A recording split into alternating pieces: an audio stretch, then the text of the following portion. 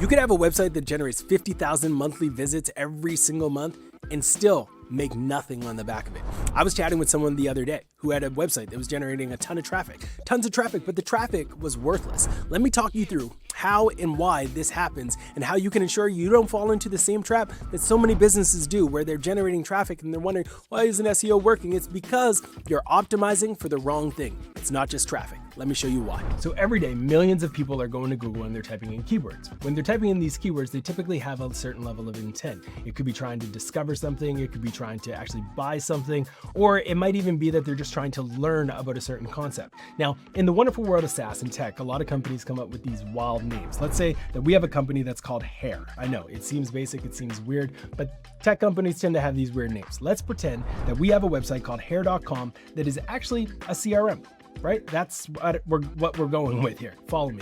So if I'm ranking for the keyword hair and I'm generating 50,000 visits a month, people going to Google, typing in hair because who knows what they're trying to do, but I'm generating 50,000 visits a month, I might be talking to my CEO, I might be talking to my CMO, and I might be saying, let's pop the bubbly, like we're winning. This is my champagne bottle, it's horrible. But let's say that that's the reality that you live in. A lot of brands today are generating tons and tons of traffic for a query like hair, but the actual value of that traffic is like 1 cent because tons of people are looking for it and you don't really connect that back to an actual CPC that is high value. People aren't bidding on hair as a keyword that often. So let's say it's worth 1 cent.